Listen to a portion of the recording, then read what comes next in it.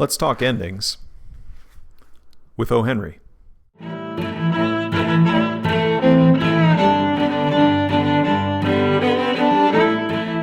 Ending a story can be intimidating. That's why if I were to give any advice to a writer who was just starting out, I would say go write short stories.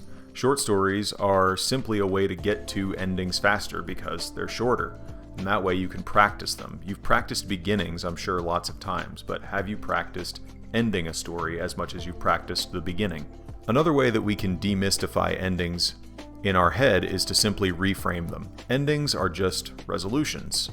Either a desire is fulfilled and we have a positive resolution, or the desire is not fulfilled and we have tragedy. And of course, that fulfillment or lack of fulfillment is entirely on a spectrum. We can have good endings, we can have bad endings, and we can have endings that have both good and bad consequences. Now, I don't think it's a mistake that O. Henry was a master of the short story and therefore became known for his endings. O. Henry was especially great at fulfilling what many writers know as Chekhov's gun. That old axiom of if you bother to describe a gun hanging on the wall in the first act of your story, you had better make it go off by the third. And he did this really well in the short story that I'm going to share with you today, The Last Leaf. In that story, there's a young artist named Johnsy who is dying, and she is convinced that she will fully pass away, that her illness will finally get the better of her when the final leaf falls from the ivy outside of her and her roommate Sue's apartment. Now, in this same apartment complex is an old artist named Berman who spent his life taking smaller commissions and has never completed a masterpiece himself. Now, I'm going to spoil the ending of the story because we are talking about endings, but Berman's masterpiece ends up being him going outside and painting a leaf on the wall behind the ivy that is so lifelike that Johnsy believes that the last leaf has never fallen, and therefore she's inspired to survive her illness. Now, there's also the tragedy at the end that when Berman went out and painted this leaf, the cold snap that was causing that ivy to die also caused him to contract pneumonia, and he passes away as well. But he does so, finally fulfilling his life's work. As you can probably tell in this story, there's a series of setups and payoffs. There is the setups of a young artist dying, an old-timer whose destiny is unfulfilled, and we also have a prophecy that Johnsy puts out for herself that she says, "I'm going to die when the last leaf falls." Those payoffs are all done as follows. That prophecy is fulfilled, right? It's subverted, and that is a way of fulfillment, right? Subverting prophecy. We have the old-timer's life's work finally fulfilled. He finally makes his masterpiece. And then we have the young artist living and the cycle continuing onward. In fact, in this short story, you could probably draw connections between O. Henry's Berman and Charles Dickens' Scrooge character.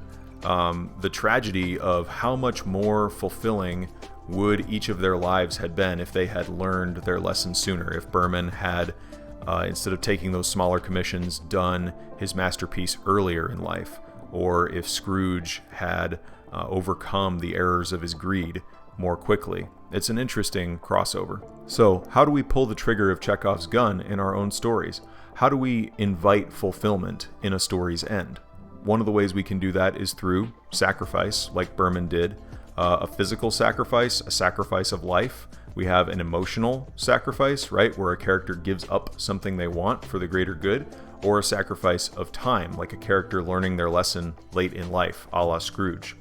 These can be partially effective sacrifices that lead to other negative consequences. Mythology, tragedy, and horror stories are full of these. Think of Prometheus and the consequences of his actions. Think of Scrooge when he is near the end of his life, finally learning to be a good person. There can also be fulfillment through the action of righting wrongs. You see this a lot in heroic fantasy and in westerns. The wrong thing is righted by pure moral goodness, and the balance is not restored to the middle, but restored to the good. Obviously, exceptions exist among those genres, but you see these tropes often in the endings of those types of stories. And now that we've pulled the trigger of Chekhov's gun, where does the bullet go? Well, we know when a bullet goes somewhere that something will change. There's dynamism, right? The character is going to change, the ways of the world are going to change, or the perception of a character within the world will change. Often as well, something will break. There will be a death, right? That can be a physical break. There can be a separation, either of a character from their home, a character from another character, or we can talk about banishment. A character sets something right or resolves the story in such a way that they can never re-enter where they have come from. Or we can talk about things being destroyed like the status quo. So often when a writer plans their story, I think they bring to mind the hero's journey. And that's an excellent plotting device, but it may help you to reframe that circle as a gun, a series of setups and payoffs. Short stories allow us to rapidly set up and pay off stakes, thus honing our craft through practice. Often we'll create a larger plot organically from these setups. So, novelists, treat your chapters like short stories if that's your current project. See what you can set up at the beginning of a chapter that you then pay off by the end. You don't have to have a major plot resolution, but every chapter should move a character forward, move a plot forward, something like that, where there is a small amount of resolution there. It doesn't mean that you have to make your chapters episodic, but you can. Rather, I would say set up or remind readers of the gun and fire off some dynamism, a character's revelation, a wrinkle within the setting, or an escalation of the stakes or the conflict. So there you go. There's a way for you to practice endings. Think of the heroic journey more of like a series of setups and payoffs that invite the bullet to land somewhere and change something about your characters. If you enjoyed this video, I encourage you to leave a like. I also encourage you to go read more of O. Henry's short stories. I've been really enjoying going through his work here. I would recommend The Last Leaf is excellent, and also the story Blackjack Bargainer are two that I have really enjoyed a lot in my time reading O. Henry.